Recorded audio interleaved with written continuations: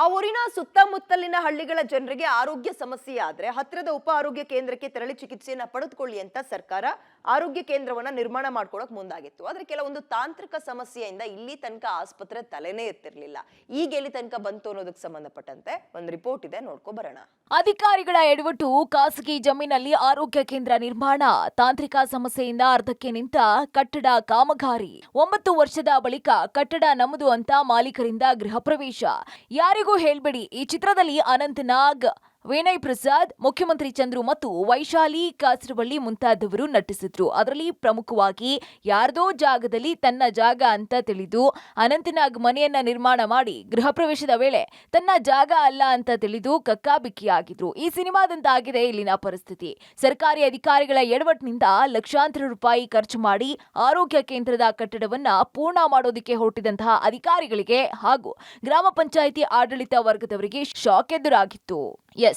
ಕೊಡಗು ಜಿಲ್ಲೆಯ ಕುಶಾಲನಗರ ತಾಲೂಕಿನ ಮದಲಾಪುರದ ಶಿರಹೊಳಲು ಗ್ರಾಮದಲ್ಲಿ ಸುತ್ತಮುತ್ತಲಿನ ಗ್ರಾಮಸ್ಥರಿಗೆ ಕಳೆದ 1 ದಶಕದ ಹಿಂದೆ ಕೂಡಿಗೆ ಗ್ರಾಮ, ಇದೇ ಗ್ರಾಮ ಪಂಚಾಯಿತಿ ವ್ಯಾಪ್ತಿಯ ಮದಲಾಪುರದ ಶಿರಹೊಳಲು ಗ್ರಾಮದಲ್ಲಿ ಅಪೂರ್ಣಗೊಂಡಿದ್ದಂತಹ ಉಪ ಆರೋಗ್ಯ ಕೇಂದ್ರ ಕಟ್ಟಡವನ್ನ ಸ್ಥಳೀಯ ವ್ಯಕ್ತಿಯೊಬ್ರು ಅತಿಕ್ರಮಿಸಿಕೊಂಡು ಈ ಜಾಗ ತಮ್ಮದು ಅಂತ ಅಪೂರ್ಣಗೊಂಡಿದ್ದ ಕಟ್ಟಡಕ್ಕೆ ಸುಣ್ಣ ಬಣ್ಣವನ್ನ ಬಳಿದು ತಮ್ಮದೇ ಮನೆ ಅಂತ ಗೃಹ ಪ್ರವೇಶ ಮಾಡಿಕೊಂಡು ವಾಸ ಮಾಡ್ತಿದ್ದಾರೆ. ಈ ಬಗ್ಗೆ ಇದೀಗ ಗ್ರಾಮ ಪಂಚಾಯಿತಿ ಸಂಬಂಧಿಸಿದ ವ್ಯಕ್ತಿಗೆ ನೋಟಿಸ್ ಜಾರಿ ಮಾಡಿ ಕಟ್ಟಡಕ್ಕೆ ಸಂಬಂಧಿಸಿದ ದಾಖಲೆಗಳನ್ನ ಪಂಚಾಯಿತಿಗೆ ಒದಗಿಸುವಂತೆ ತಾಕೀತು ಮಾಡಿದೆ. ಹೆಬ್ಬಾಲೆಯಲ್ಲಿರುವಂತಹ ಸರ್ಕಾರಿ ಆಸ್ಪತ್ರೆಗೆ ಸಂಬಂಧಿಸಿದ ಆರೋಗ್ಯ ಉಪಕೇಂದ್ರವನ್ನ ಮದಲಾಪುರದ ಶಿರಹೊಳಲು ಗ್ರಾಮದ ಸರ್ವೆ ನಂಬರ್ 1ರಲ್ಲಿನ 5 ಸೆಂಟು ಜಾಗದಲ್ಲಿ ಕಳೆದ 2011ರಲ್ಲಿ ನಿರ್ಮಿಸೋದಕ್ಕೆ ಉದ್ದೇಶಿಸಲಾಗಿತ್ತು. ಕಟ್ಟಡ ನಿರ್ಮಾಣಕ್ಕೆ ಕೊಡಗು ಜಿಲ್ಲಾ ಪಂಚಾಯಿತಿಯಿಂದ ನಿಗದಿಯಾಗಿದ್ದಂತಹ ಅನುದಾನದ ಪೈಕಿ 12 ಲಕ್ಷ ರುಗಳನ್ನ ಅಪೂರ್ಣವಾಗಿದ್ದಂತಹ ಕಾಮಗಾರಿಗೆ ನೀಡಲಾಗಿತ್ತು.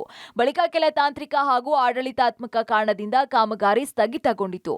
ಇದೀಗ ಆ ಕಟ್ಟಡವನ್ನ ಪೂರ್ಣಗೊಳಿಸೋದಕ್ಕೆ ಕಟ್ಟಡಕ್ಕೆ ಸುಣ್ಣ ಬಣ್ಣ ಬಳಿದು ಗ್ರಾಮ ಪಂಚಾಯಿತಿಯಿಂದ ಎನ್ಒಸಿ ಪಡೆದು ಮನೆಗೆ ವಿದ್ಯುತ್ ಪಡೆದು ಮನೆಯಲ್ಲಿ ವಾಸವಿದ್ದಾರೆ.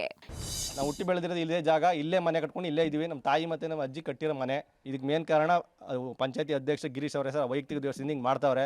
ಅವರೇ ಬಂದು ಎನ್ಒಸಿ ಕೊಟ್ಟು ಎಲ್ಲ ಆದಮೇಲೆ ಈಗ ನೋಡಿದ್ರೆ ಕೊಟ್ಟಿಲ್ಲ ಅಂತ ಹೇಳ್ತಿದ್ದಾರೆ. ನಾವು ಯಾವುದೇ ಸರ್ ಕಾನೂನು ಪ್ರಕಾರನೇ ಮಾಡಿರೋ ಸರ್. ಕಾನೂನು ಪ್ರಕಾರ ಪಂಚಾಯತಿ ಎನ್ಒಸಿ ತೊಗೊಂಡು KBಗೆ ನಾವು ಅಮೌಂಟ್ ಕಟ್ಟಿ ಅದೇನು ಪ್ರೊಸೆಸಿಂಗ್ ಮಾಡಬೇಕು ಅದೇ ಥರ ತೊಗೊಂಡು ನಾವು ಕರೆಂಟ್ ಹೇಳ್ಕೊಂಡಿರೋ ಸರ್. ನಾವಂತೂ ಯಾವುದೇ ಎಲ್ಲಿ ಫೋರ್ಜರಿ ಮಾಡಿಲ್ಲ ಸರ್.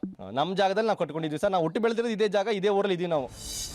ಈ ಉಪ ಆರೋಗ್ಯ ಕೇಂದ್ರ ಉದ್ದೇಶಿಸಿ ಕಟ್ಟಡದ ನಿರ್ಮಾಣಕ್ಕೆ ಸರ್ಕಾರದಿಂದ ಬಿಡುಗಡೆಗೊಂಡ ಅನುದಾನ ಬಳಕೆಯಾದ ಕಾರಣ ಕಾಮಗಾರಿ ಸ್ಥಗಿತಗೊಂಡು ಹಳ್ಳ ಹಿಡಿದಿತ್ತು. ನಂತರ ದಶಕಗಳ ಬಳಿಕ ಅಪೂರ್ಣವಾಗಿದ್ದ ಈ ಕಟ್ಟಡವನ್ನ ಸ್ಥಳೀಯ ಜಾಗದ ಕೃಷಿಕ ಮಹಿಳೆ ವಿಮಲಾ ಹಾಗೂ ನಾಗರಾಜ್ ಅನ್ನೋರು ತಮಗೆ ಸೇರಿದ್ದ ಜಾಗದಲ್ಲಿರುವ ಕಟ್ಟಡ ನಮ್ಮದು ಅಂತ ಭಾವಿಸಿ ಅಪೂರ್ಣವಾಗಿದ್ದ ಕಟ್ಟಡ ಕಾಮಗಾರಿಯನ್ನ ಪೂರ್ಣಗೊಳಿಸಿ ವಾಸವಾಗಿದ್ದಾರೆ.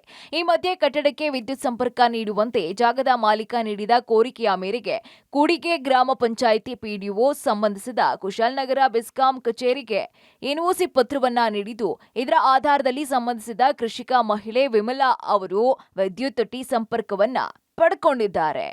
ಮದಲಾಪುರ ಶಿರಹೊಳಲು ಗ್ರಾಮದಲ್ಲಿ ಒಂದು ಎನ್ಒಸಿ ಅಂತ ಒಂದು ಅರ್ಜಿ ಬಂತು. ವಿಮಲಾ ನಾಗರಾಜ್ ಅಂತ ಹೇಳ್ಬಿಟ್ಟು ಅವ್ರದ್ದು ಹಳೆ ಕಟ್ಟಡಕ್ಕೆ ಹಾಲಿ ವಾಸ ಇರೋ ಮನೆಗೆ ಅವರು ಎನ್ಒಸಿ ಕೇಳಿದರು. ನಾನು ಆ ಮನೆಗೆ ಎನ್ಒಸಿ ಕೊಟ್ಟೆ. ಅವರು ಬೇರೆ ಒಂದು ಕಟ್ಟಡಕ್ಕೆ ಸರ್ಕಾರಿ ಆರೋಗ್ಯ ಉಪಕೇಂದ್ರ ಅಂತ ಹೇಳ್ತಾರೆ, ಆ ಕಟ್ಟಡಕ್ಕೆ ಒಂದು ಬಳಸ್ಕೊಂಡು ಪರಿಶೀಲನೆ ಮಾಡಿದ್ದೀನಿ. ಪರಿಶೀಲನೆ ಮಾಡಿ ಕೊಟ್ಟಿದ್ದೆ. ನಾನು ಸ್ಪಾಟ್ಗೆ ಹೋಗಿ ನೋಡಿ ಕೊಟ್ಟಿದ್ದೆ. ಇಲ್ಲ, ನಾನು ಹಳೆ ಮನೆನ ನೋಡಿ ಕೊಟ್ಟಿದ್ದಾಗಿದೆ.